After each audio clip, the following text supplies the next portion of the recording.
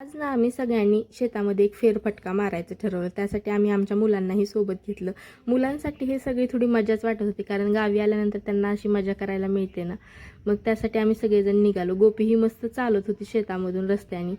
मग तिकडं आल्यानंतर मस्त सूर्य मावळत होता, छान असं वातावरण झालेलं होतं.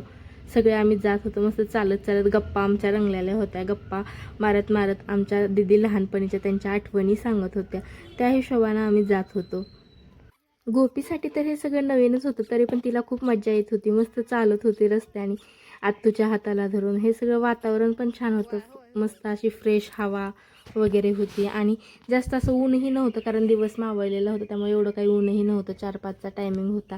तेवढ्यात तिला ना शेळ्या दिसल्या. शेळ्या पाहून तिच्यासाठी हे सगळं नवीन होतं. शेळ्या हे ते अशी माती खेळायला मस्त खुश होती. सगळं इकडं तिकडं बघत होती, खेळत होती.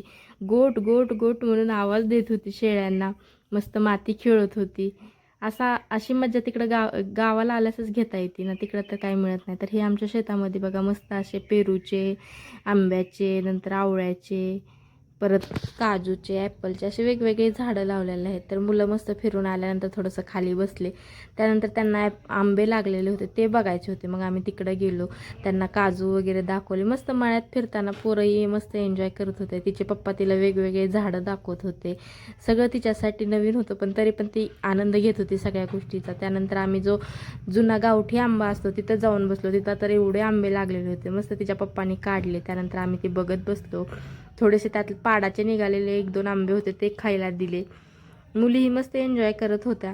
अशा प्रकारे छान आजचा दिवस होता. शेवटी कितीही केलं तर गाव ते गावच असतं. एकदम मस्त